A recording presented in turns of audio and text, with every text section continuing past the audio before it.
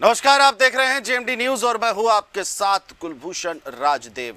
होंगे दो दो हाथ, हिंदू किसके साथ, हमारी खास पेशकश में आप सभी का स्वागत है। दरअसल सनातन पर चोट और क्या 27 में मिलेगा वोट, यह बात इसलिए भी क्योंकि वोट बैंक की खातिर सियासत में इस समय हंगामा मचा हुआ है। भले ही चुनाव आने में अभी 2 साल का समय हो, लेकिन इसके पहले ही राजनीतिक गलियारों में कोई भी नेता अपने को हमदर्द बताने का कोई भी मौका छोड़ नहीं रहा है और इसी के चलते सियासी गलियारों के में गदर कट गया है।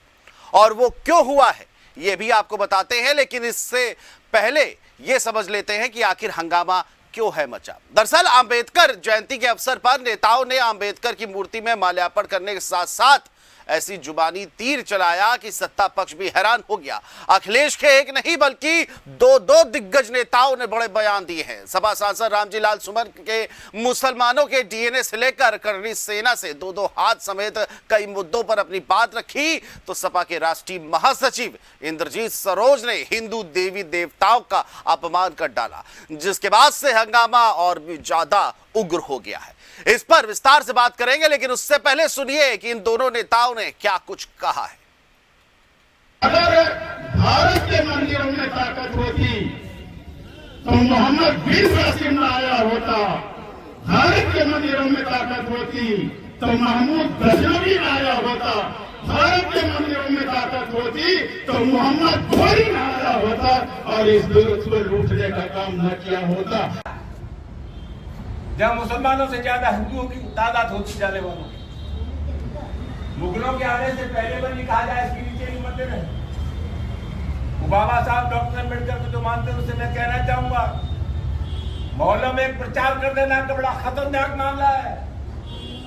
अगर तुम ये कहोगे कि हर मस्जिद के नीचे एक मंदिर है, तो फिर हमें ये कहना पड़ेगा कि हर मंदिर के नीचे एक बौद्ध मठ है और तुम उन्हें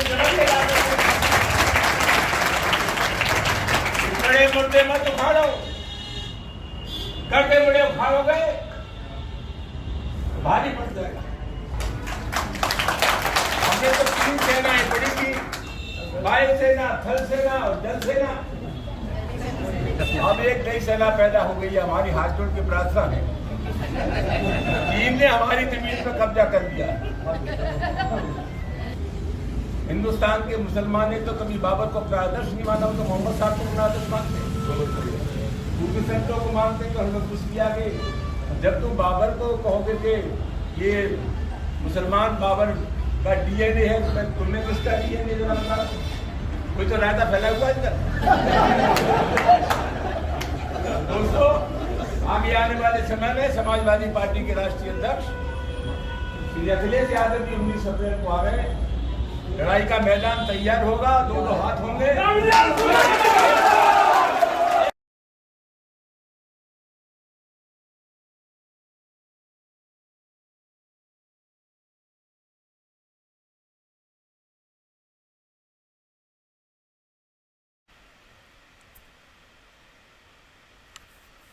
तो जिस तरह से आगरा एक नया गढ़ बन गया था, उसके बाद समाजवादी पार्टी के महासचिव इंद्रजीत सरोज ने जिस तरह से अपने बयान दिए, और ये बयान कोई मुंह से निकलने वाली बात नहीं है, स्लिप ऑफ टंग नहीं कह सकते, ये सोचा समझा एक षड्यंत्र के तहत बयान है।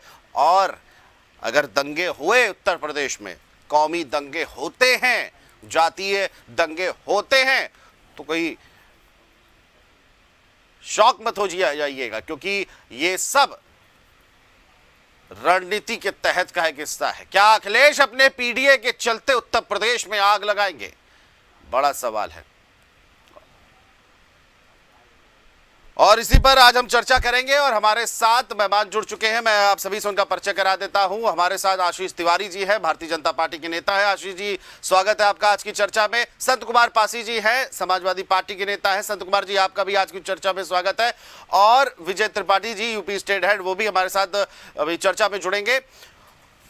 सवाल सबसे पहले, क्योंकि बयान जिस तरह से आया है इंद्रजीत सरोज जी का, और एक बार फिर रामजी लाल सुमन ने बड़ा ही चेतावनी भरे स्वर में बात करी है। संत कुमार पासी जी, कल आप हमारे साथ जुड़े थे, आपने कहा था ठीक है जो भी था, बात आपने इधर उधर कर दी, खैर हम उसकी बात नहीं करेंगे।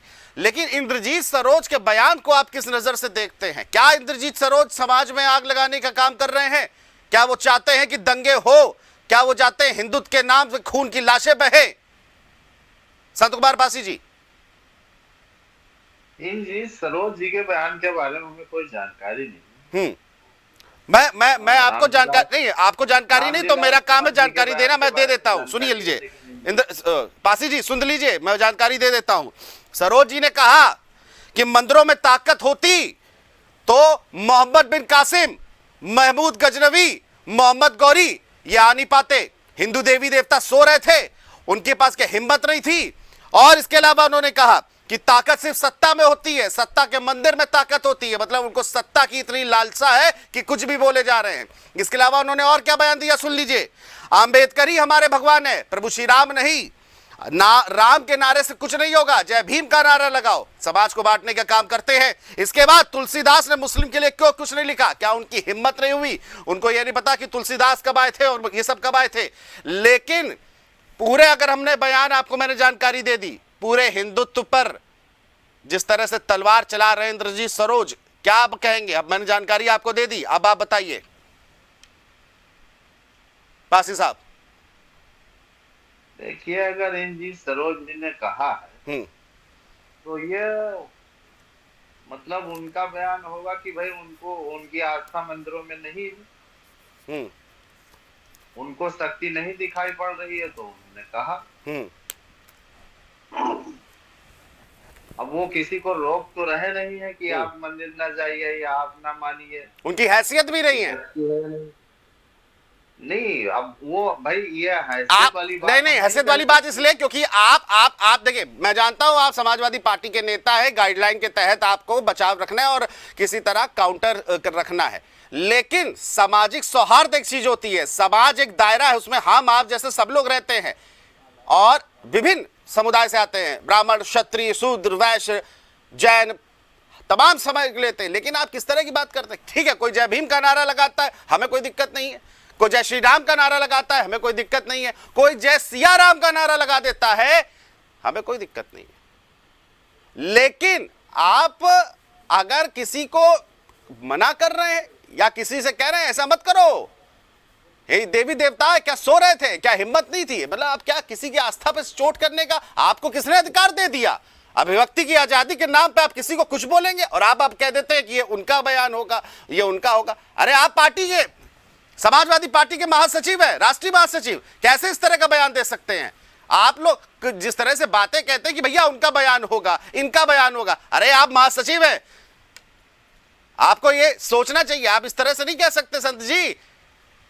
आपको जानकारी नहीं थी, मैंने जानकारी दे दी। देखिए, वो किसी को रोक थोड़ी रहे कि आप ना मानिए, जैसे जिसको विश्वास है कि इसमें शक्ति है वो माने। अब जैसे आप हम ही को ले लीजिए, वो मैं मंदिर के नाम पे मैं केवल शिरडी साईं बाबा के मंदिर गया हूँ और मस्जिद में तो किसी में गया ही नहीं।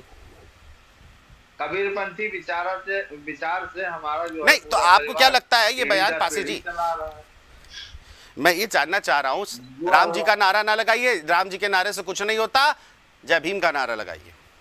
मतलब ये क्या आप सिखाना चाह रहे हैं? एक समाज का एक बड़ा तबका, जब अयोध्या में प्राण प्रतिष्ठा हुई थी, विरोध करने वाले थे, मुझे उससे नहीं फर्क पड़ता। लेकिन जब एक समाज का बड़ा तबका, उसकी आस्था है, किसी की राम मंदिर अयोध्या में आस्था नहीं होगी लेकिन प्रभु श्री राम में आस्था है, आप किसी की आस्था को चोट देने का अधिकार इंद्रजीत सरोज को किसने दिया है? जिनको आस्था है उनको तो इंद्रजीत सरोज जी ने रोका नहीं ना कि आप आस्था न रखिए। चोट तो मार रहे हैं ना, रोकने से क्या होगा? फिर मैं वही बात कह रहा हूँ आपसे। उन्होंने किसी को रोका तो कि आप न जाइए, आपका आस्था है, क्यों आप ये तो धार्मिक स्वतंत्रता है लोगों को, वो कहीं किसी धर्म की स्वतंत्रता, बिल्कुल सही शब्द इस्तेमाल किया आपने, स्वतंत्रता में यही सुनना चाह रहा था। संत जी, यदि स्वतंत्रता है तो इसका मतलब ये नहीं कि किसी की आस्था पे, किसी की धार्मिक आस्था पे, किसी की सामाजिक आस्था पे आप चोट पहुंचाएंगे, ये गलत है। मैं आपके पास आऊंगा एक सेकंड के लिए जी। जरा मैं अपने दर्शकों को बता देता हूं, हमारे साथ विजय त्रिपाठी जी भी जुड़ चुके हैं, यूपी स्टेट हेड है। विजय जी, स्वागत है आपका भी जी। हमको नहीं है आस्था, अब जैसे हम ही को नहीं, हम नहीं मानते हैं, अब यहाँ दरगाह मेला में बहुत दूर से लोग आते हैं, पश्चिम बंगाल से आते हैं, बहराइच में, और बिहार से आते हैं। हम लोग यहीं रहते, कभी नहीं गए, कभी नहीं गए। ठीक है, तो आपने किसी को जाने को रोका है क्या? आप अगर नहीं गए तो आपने किसी को जाने को भी नहीं रोका होगा। हम क्यों रोकेंगे भाई? बिल्कुल, हमारे कहने में कोई थोड़ी है कि ना आपने जाएगा। उस पर कोई टीका टिप्पणी करी होगी, लेकिन आप ही के पार्टी के महासचिव इस तरह की बात करते हैं। अच्छा चलिए वो छोड़ दीजिए, अभी दूसरा उठा लेते हैं। एक और नेता है आप ही के आके, राज्यसभा सांसद है और बड़ा ही ऊंचा नाम इस समय सुर से हो रहा है, रामजी लाल सुमन। आज बड़े ही तेवर बदल गए उनके। अभी थोड़े दिन पहले उनको जान का खतरा हो रहा था, अब तेवर बदल गए। अब वो ये कहते हैं कि उन्हीं को अखिलेश आगरा आ रहे हैं, मैदान तैयार है, दो हाथ हो जाएंगे, कोई माई का लाल हो तो हरा के दिखा दे। मतलब ये क्या तुम कहना चाह रहे हो भाई? कैसे आप हैं? आप नेता हैं, आपको कुर्सी तक पहुंचाने के लिए हम लोग ने, जनता ने आपको दिया है। ये आपको इसलिए नहीं दिया है कि आप इस तरह की बातें करें, और फिर आप पे कोई करता है तो आप दलित का माला जपने लग जाते हैं। ऐसे पीढ़ियां मजबूत करेंगे क्या सीना चोरी करके? मैं आपके पास आऊंगा संत जी, ये सवाल लूंगा, लेकिन जरा आशीष जी से भी हम जान लेते हैं। आशीष जी, क्या अब उत्तर प्रदेश की धरती खून से लाल होगी क्या? सबसे बड़ा सवाल, क्या कौमी दंगे या जातिगत चीजों को लेकर के इस तरह की चीजें देखने को मिलेगी अब क्या? और नहीं, ऐसा कुछ भी नहीं होगा कुलभूषण जी। नहीं लाल सुमन, नहीं आपने के कहने से जी नहीं, रामजी लाल सुमन का आपने जरा बयान सुना? अभी थोड़े देर पहले उनको खतरा लग रहा था जब करणी सेना ने शक्ति प्रदर्शन किया। लेकिन मुझे एक चीज ये लगती है जी कि जिस ताकत और जिस जोरदारी के साथ इन्होंने बता दिया हिंदू मंदिरों में ताकत नहीं है, हिंदू देवता सो रहे थे, क्या इनकी या इनके बाप की या इनके बाप के खानदान की ये औकात है कि मोहम्मद बिन कासिम आ गया तब तो मंदिर हमारे ताकत नहीं थी और जो देवता थे सो रहे थे, लेकिन जब यहाँ से मार के भगाए गए तो उनके जो देवता है वो क्या कर रहे थे? मुसलमानों के, क्या मुसलमानों के लिए इनके बाप की औकात है कि ये एक बार ये बोल दे कि नहीं, जब भगाए गए थे तब उनके देवता क्या कर रहे थे, उनके देवताओं में कितनी ताकत थी? ये किस तरीके की उलझुल बातें ये वोट बैंक के लिए करते हैं। ये निकृष्ट, नीच और दो कौड़ी के निकृष्ट आदमी हैं, जिनको इससे कोई फर्क नहीं पड़ता कि समाज में इनके बयान का क्या अर्थ जाएगा, उससे क्या होगा। सिर्फ एक कौम को, कुछ मुसलमानों की पत्ते चाटी में आप इतना संलिप्त हो चुके हो कि आप हिंदुओं के, और आप खुद हिंदू हो, आप खुद हिंदू, कोई आप ऐसा नहीं है कि आप मुसलमान हो, आप खुद हिंदू हो। और यही सेम काम रामजी लाल सुमन, वो भी कहते हैं कि वो मुसलमान हो, बाबर की औलादे और डीएनए चेक कर लो तो तुम किनके औलादे हो अपना। अरे तो तुम कौन हो भाई रामजी लाल सुमन? तुम कोई मुसलमान हो क्या? और बिल्कुल सही कह रहे हैं, एक बात तो मैं रामजी लाल सुमन की मानूंगा कि रामजी लाल सुमन ने कहा कि मुसलमानों में बाबर का डीएनए नहीं है। ये मुझे सही लगता है, क्योंकि कोई भी मुसलमान जो हिंदुस्तानी मुसलमान वो ऐसा नहीं कर रहा, लेकिन इनका डीएनए जरूर चेक करा लेना चाहिए, क्योंकि ये है तो हिंदू, लेकिन जिस प्रकार से ये बात मुसलमानों की करते हैं, बाबर और औरंगजेब की ओर खड़े होते नजर आते, तो इनका डीएनए जरूर चेक कर लेना चाहिए कि कहीं गलती से इनके डीएनए में तो बाबर का डीएनए नहीं कहीं मिक्स हो गया था। तो इनको जरूर चेक करना चाहिए। जैसे दो कौड़ी के नेताओं को मैं लानत भेजता हूँ जो समाज में लड़ाई झगड़ा कराना चाहते। और इनका क्या बयान है कि मंदिर खोदोगे तो उसके नीचे बौद्ध। अरे तो बौद्ध कहाँ से आए भाई? बौद्ध भी तो हमारे हिंदू ही है, मुसलमान थोड़ी है कोई। बौद्ध धर्म भी तो हिंदू, और बौद्ध धर्म के जो संस्थापक हैं गौतम बुद्ध, वो जब सिद्धार्थ थे यानी राजकुमार थे तब वो हिंदू ही थे। हिंदू से उन्होंने बौद्ध धर्म का, उनके मन में ऐसा ज्ञान आया तो उन्होंने एक धर्म की वहां पर रचना कर दी, लेकिन वो अल्टीमेटली उनका डीएनए भी तो हिंदू का है। तो अगर मंदिर के नीचे बौद्ध निकल आएगा तो उसमें कोई दिक्कत नहीं है भाई, वो हमारे अपने हैं। हमारे बौद्ध कोई अलग थोड़ी है। बौद्ध, हिंदू, जैन, सिख ये सब एक हैं। आप इनको अलग करने की चेष्टा मत करिए। लेकिन मैं फिर कह रहा हूँ, अगर आपकी औकात है तो अगर मंदिर में देवी देवता सो रहे थे और यहाँ पर वो लोग आ गए, तो जब वो यहाँ से गए तब कौन लोग सो रहे थे? ये तुम्हारे अगर औकात में हो तो तुम ये बात बोल के दिखा दो कि नहीं, उनके जो देवता थे वो सो रहे थे, इसलिए मार के यहाँ से भगाए गए। क्योंकि अब उनको तो भगाया गया, कोई भी मुगल शासक हो, भगाया गया यहाँ से। कई बार वो हारे, तो जब वो हारते थे तब किसके देवता सो रहे थे? तुम्हारे बाप की औकात हो तो तुम ये बयान दे के बताओ। वरना इस तरीके से समाज के अंदर में जिस प्रकार से तुम हिंदुओं को आपस में लड़ाने के लिए बयान देते हो, हिंदुओं को आपस में तुम ये चाहते हो कि एक दूसरे के प्रति खून खराबा करें, तो ये तुम्हारे जैसे दो कौड़ी के लोगों के बयानों से कुछ नहीं होना। हिंदुस्तान की जनता, हिंदू ये बहुत समझदार है, चाहे बौद्ध हो हमारे भाई हैं, सिख हो हमारे भाई हैं, जैन हो हमारे भाई हैं, ये सब हिंदू से निकले हैं। तुमको पहले ये बिल्कुल ये सनातन की शाखाएं हैं, ये सब सनातन की शाखाएं हैं, और मुसलमान भी हमारा है भाई। हिंदुस्तान में रहने वाला किसी भी मजहब को माने वो हमारा है, बशर्ते किसी दूसरे मजहब पे उंगली ना उठाए, किसी दूसरे को नीचा ना दिखाए। विजय जी, आपसे हम जानना चाहेंगे, इंद्रजीत सरोज का बयान देखिए, बड़े स्तर के नेता हैं, लेकिन आजकल क्या हो गया है? क्या समाजवादी का पीडीए जो है इसी तरह की बयानबाजी के साथ ही 27 में अपना सीट हासिल करेगा? विजय जी, देखिए राजनीति का स्तर अब यही रह गया है कि कोई किसी की जात बता रहा है तो कोई किसी से दो दो हाथ करने के लिए तैयार है, और अपने बूते नहीं, उस जाति के बूते जिस जाति से वो ताल्लुक रखता है। और राजनीति में ये जो नया शिगुफा निकला है, इस दौरान कुछ ऐसे तत्व भी जो बयानबाजी करते हैं, वो तो उनकी अपनी इच्छा है और उनकी पार्टी की इच्छा है, तभी वो इसके बयान दे रहे हैं। लेकिन सोचना यही होगा कि आप कहां से कहां आ गए हैं और कहां जाने की योजना बना रहे हैं। अगर आपको लगता है कि आप इन बयानों से ही जनता का मन जीत सकते हैं, आपको किसी विकास के कार्यों की कोई जरूरत नहीं है, सिर्फ बयानों से ही आप सत्ता हासिल कर सकते हैं, तो शायद मुश्किल है। क्योंकि जो अब तक दिखा है वो बड़ा मुश्किल है। अब तक पिछली 2017 के अगर चुनाव की बात करें और 19 की और 22 की भी बात कर ले, तो हर बार अखिलेश यादव ये कहते थे कि काम बोलता है, अखिलेश यादव का काम बोलता है, और अखिलेश यादव ने उत्तर प्रदेश में काम किया है, इसलिए वो वोट मांगते हैं। लेकिन अब कोई काम की बात ही नहीं हो रही है, यानी न काम की बात, सिर्फ सियासत, और सियासत में जात पात। और ये जात पात इसलिए भी जात पात हो रहा है क्योंकि ये सबको बेहतर लग रहा है, मुफीद लग रहा है। तमाम ऐसे दल हैं जो अभी तक सोच भी नहीं पा रहे हैं कि उन्हें क्या बोलना चाहिए, क्योंकि इस वक्त जैसे कहा गया था, जब किसी NH हाईवे पर कोई बड़े बड़े रोड रोलर और बड़े डंपर चलते रहते तो नैनो बीच में आके कहां से निकलूं, किधर किस रोड से मैं निकल जाऊं, ऐसा ना उड़ के निकल जाऊं।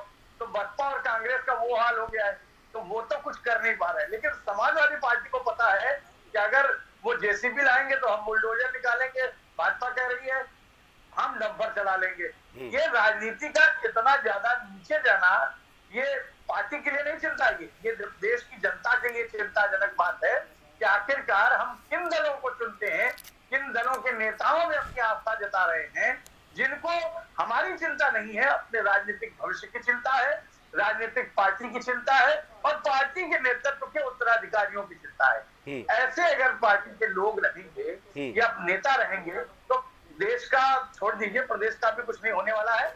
और भाजपा हो चाहे सपा, सब एक सुर मिला रहे हैं। सबको ये लग रहा है कि इन सब तरीके के बयानों से हम पार्टी के स्तर पर भी और आम जनता के बीच में बने रहेंगे, ताकि हमारी पूछ रहे और हम उस पूछ के सहारे ये बताते रहेंगे कि हम किनसे बेहतर है। यानी तेरी शर्ट सफेद नहीं है, मेरी शर्ट तो उससे ज्यादा सफेद है, और तेरी शर्ट में कालिक लगी है, ये बताने में तुले हुए हैं सभी दल, जिससे फिलहाल आम जनता को कोई फायदा कहीं दूर दूर तक होने वाला नहीं दिख रहा है। और अगर आम जनता को ये समझना होगा कि अगर जिस देश में हिंदू मुस्लिम सिख ईसाई आपस में सब भाई भाई का नारा दिया जाता था, वो प्रदेश अब किस दिशा में जा रहा है, जातीय समीकरणों में जातीय खाइयां पैदा की जा रही हैं। कोई कह रहा है कि वो दलित हैं तो वो मुसलमान हैं।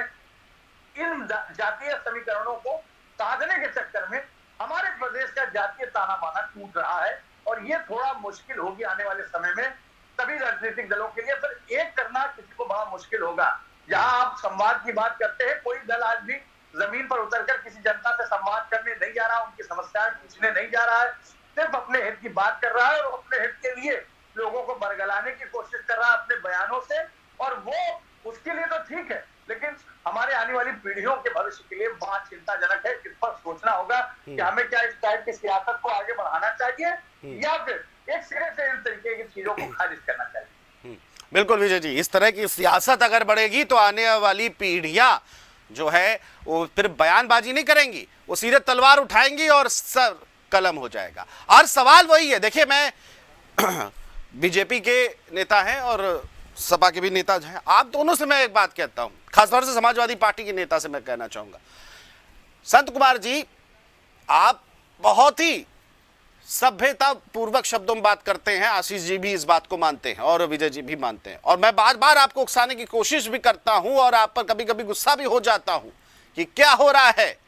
आप सपा के नेता हैं, इससे पहले आप किसी और पार्टी में थे, वहां पे भी अपनी जिम्मेदारी निभाई समाज के प्रति, लेकिन आप व्यक्तिगत तौर पे जरा मुझे बताइए कि यह बयान एक सभ्य समाज के लिए ठीक है? और अगर मैं दलित समाज की बात करूं या फिर मैं पिछड़े समाज की बात करूं या फिर अगड़े समाज की या संपूर्ण भारत की बात करूं मैं, तो इस तरह के बयान क्या एक राजनीतिक स्तर पे देने चाहिए? मैं जरा आपसे जानना चाहता हूं। देखिए सर, जहां तक दलित समाज की बात है, तो दलित समाज के ऊपर सदियों से अत्याचार होते हैं। अगर उसको वेद का ज्ञान हो गया तो उसके मुंह में सोंठ पिघला के डाल दिया गया। अगर उसने धार्मिक बातें सुन लिया तो उसके कान में रांगा जस्ता पिघला के डाल दिया गया। ये सब पुरानी कहानी है। तो देखिए, इसमें कोई दो राय नहीं है कि हम और हमारा दलित समाज, हम और हमारा दलित समाज, हम अपना भगवान डॉक्टर भीमराव अंबेडकर जी को ही मानते हैं। अच्छा, ठीक, चलिए। और ये हमारा निजी मामला है। हाँ। अब दूसरी बात, जैसे रामजी लाल सुमन ने कहा, यह बयान दिया तो क्यों दिया? उन्होंने कहा अपने बयान में कि यदि मस्जिदों के नीचे,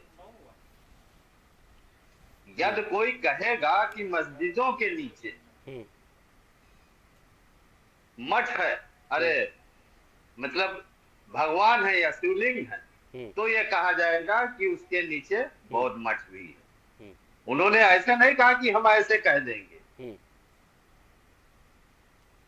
तो इस पे सोचना चाहिए ना। जैसे जल्दबाजी में या उत्तेजना में कोई चीज किसी के बयान का जवाब देना, अब जैसे मान लिया किसी ने कोई बयान दिया, अब उसी तरीके का अगर हम भी बयान दें तो ये हमारे समझ से ठीक नहीं। जैसे उन्होंने कहा कि अगर कोई कहेगा तो, ये नहीं कहा कि हम अपने आप से कहेंगे, यदि कोई कहेगा तो। अब बाकी वो मंदिर मस्जिदों से हम लोग दूर रहते हैं। वो हमने तो बताया आपसे ना कि मैं अपने जीवन में एक ही मंदिर गया हूँ, वो शिरडी में साईं बाबा के मंदिर, जहाँ पर मुसलमान भी जाता है और हिंदू भी जाता है। बहुत अच्छी बात कही आपने, बहुत अच्छी बात कही संत जी। आपने जिस तरह से साईं बाबा का जिक्र कर ये दिया, मैं एक जरा इस पे भी प्रश्न करना चाहूंगा आपसे। आपने कहा कि आप एक ही मंदिर पे जाते हैं और आशीष जी भी बड़े खुश हो रहे हैं इस बात को लेकर के कि आप उस मंदिर में उस शक्ति के आगे सर झुकाते हैं जहां हिंदू मुस्लिम सब जाता है। बिल्कुल सही बात है, लेकिन आप अगर साईं के अनुयायी हैं तो उनकी चीजों को भी मानते होंगे। ठीक है, आपकी बात सही है कि एक समय में दलित समाज को लेकर बहुत प्रताड़ना होती थी, मैं मानता हूं और इसका सपोर्ट भी करता हूं कि गलत चीज थी, लेकिन समय की मांग के साथ क्या स्थिति सुधरी नहीं? क्या रामजी लाल सुमन जो दलित समाज से आते हैं, आज राज्यसभा के सांसद हैं, उनके जीवन में एक उछाल आया? क्या उनको अपने समाज के लिए उछाल लाना चाहिए, ना कि इस तरह की बयानबाजी कर देनी चाहिए किसी और समाज को लेकर के? मैंने आपको थप्पड़ मारा, आपने मुझे 2 थप्पड़ मारा, तो गलत कौन हुए? आप हुए कि हम हुए? कौन गलत हुआ? अरे जो हो गया सो हो गया, उसकी बीती बात है। भूतकाल में अगर आप रखेंगे तो भविष्य को कैसे सुधारेंगे? आप साईं के अनुयायी हैं तो इस तरह की अगर बातें आती, साईं ने तो कभी नहीं कहा ना इस तरह की बात। और आपने कहा हमारे प्रभु जो है बाबा साहेब है।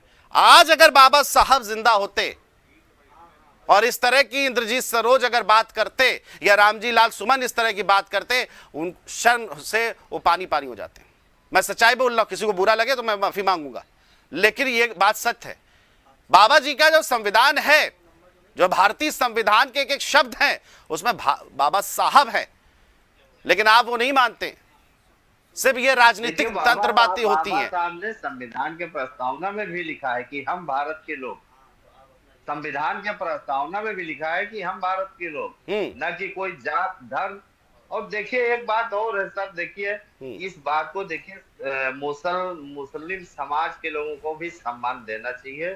देखिए उनको एकदम से इग्नोर करना, आजादी की लड़ाई में भी उनका योगदान है। और जब भी देश के ऊपर कोई भी मुसीबत या कोई चीज कोई घटनाएं दुर्घटनाएं हुई तो वो भी लोग मुस्लिम हमारे मुस्लिम भाई भी आगे बढ़ चढ़ कर आते हैं। अभी आप कोरोना को भी ले लीजिए, कोरोना में भी वो बढ़ चढ़ नहीं, ये सब ठीक बात है, लेकिन नहीं आप चलिए ठीक है, आप मानने को तैयार नहीं हो रहे हैं कि आपकी नेताओं ने इतने गंदे और नीच और गलिष्ठ बयान दिए हैं। मान सम्मान है, वो भी इस देश के नागरिक है। बिल्कुल नागरिक है, बिल्कुल नागरिक है। कौन कह रहा है? क्या आशीष तिवारी जी क्या मुसलमानों का भारत का नागरिक नहीं मानते हैं? विजय जी आप नहीं नागरिक मानते हैं? कितने राष्ट्रपति हुए हमारे मुस्लिम समाज से? क्या आप बात करते हैं कि उनको सम्मान नहीं मिलना चाहिए? मिलता है, आप खाम ढोल पीट रहे हैं। अरे आप समझिए कि देश को, आप बाबा साहब अंबेडकर को अगर अपना भगवान आदर्श मानते हैं और रामजी लाल और इंद्रजीत सरोज जैसे लोगों को बाबा साहब खुद ही भगा देते, अपने समाज से दूर कर देते कि ये दलित नहीं है, ये दलित इनसे बड़ा ऊपर है, लेकिन ऐसे लोग दलित समाज के नहीं है, ना दलित हैं, ये काले सांप हैं, जहरीले सांप हैं जो पूरे अपने समाज और अपने लोगों को डसना चाहते हैं। लास्ट प्रश्न रहेगा मेरा, आशीष जी 30 सेकंड के अंदर जवाब जरा दीजिएगा, आपके प्रश्न आपसे रहेगा मेरा। जी देखिए, अभी हमारे संत कुमार पासी जी बड़ी बात कर रहे थे कि दलितों के साथ में बड़ा दुर्व्यवहार हुआ। मुझे समझ में नहीं आता ये दुर्व्यवहार हुआ कब, क्योंकि 11वीं शताब्दी से 17वीं शताब्दी तक तो मुगलों का यहाँ पर शासन रहा। तो ये मुगलों ने क्या दलित समाज को बहुत उत्थान करा, उनको ये राजा बनाते थे। जिन मुसलमानों के प्रति आज इनका इतना प्रेम दिख रहा है कि उनका भी इससे है। नहीं, हमारा इस देश के सभी लोगों के प्रति हमारा प्रेम है, केवल मुसलमान आपके भी प्रति मेरा प्रेम। ये समझ में नहीं आता है कि 11वीं शताब्दी से 17वीं शताब्दी तक मुगलों का राज रहा, उसके बाद यहाँ पर अंग्रेजों का शासन रहा।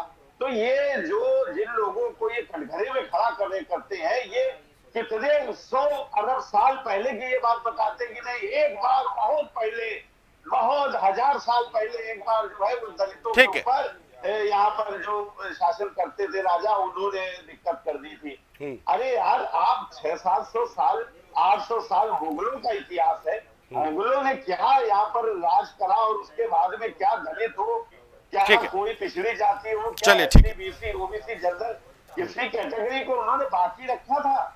वो सबके साथ में गलत व्यवहार करते थे। उसके बाद अंग्रेज आ गए, अंग्रेजों के बाद ये चले समय हमारे पास नहीं है। तो ये कौन से आप ईसा पूर्व की बात बताते हो, उनके रागे डाल देते थे और वो चिमटी से नोच लेते थे? ये कब की आप बात बता रहे हो भाई? चलिए ठीक है, समय कम है, समझना चाहिए। और आजादी के बाद से जो अधिकार बाबा साहब भीमराव अंबेडकर के संविधान बनने के बाद में जो अधिकार आरक्षण के रूप में मिले हैं, उनका लाभ परस्पर कि जो भी इस तरीके की जो जातियां हैं उनको मिलता चला रहा है। फिर कहाँ भेदभाव? फिर आजादी के 50 साल ये भेदभाव की जो धारा है, ठीक है, भेदभाव की धारा जो है आजादी के बाद से राजनेताओं ने अपने अपने हिसाब से बनाती चली आई है। ठीक है, समय कम है हमारे पास, चर्चा को मैं यही समाप्त करना होगा। ठीक है संत जी, आशीष जी, समय कम है, समय समाप्त होता है। चलिए ठीक है, चलिए समय हमारे पास इतना ही था, चर्चा हम आगे नहीं बढ़ा सकते। चलिए संत जी आपका बहुत बहुत शुक्रिया, आशीष जी आपका भी बहुत बहुत शुक्रिया आज की चर्चा में जुड़ने के लिए, और विजय त्रिपाठी जी आपका भी बहुत बहुत शुक्रिया। तो देखिए जिस तरह से आज हमारे साथ समाजवादी पार्टी के भी नेता थे, बीजेपी के भी नेता थे, वरिष्ठ पत्रकार जुड़े थे। अब जिस तरह से ये बयानबाजी हो रही है, सपा के दो नेता दोनों दलित समाज से आते हैं और हिंदुत्व को काटने की बात करते हैं, हिंदुत्व को बांटने की बात करते हैं। ये नेता हैं, ये कुछ भी कर सकते हैं। जब आग इनके घर पे पहुंचती है तब इनके घड़ियाली आंसू दिखाई देते हैं। अब ये जनता के ऊपर ही है और आपके ऊपर ही छोड़ता हूं कि आपको समाज को बांटना है या जोड़ना है। फिलहाल हमारी खास के पेशकश में आज के लिए इतना ही। देखते रहिए जेएमडी न्यूज। नमस्कार। भारत के मंदिरों में ताकत होती तो महमूद गजनवी आया होता। अगर तुम ये कहोगे कि हर मस्जिद के नीचे एक मंदिर है, तो फिर हमें ये कहना पड़ेगा कि हर मंदिर के नीचे एक बौद्ध मठ है। अब एक नई सेना पैदा हो गई है, हमारी हाथ जोड़ के प्रार्थना है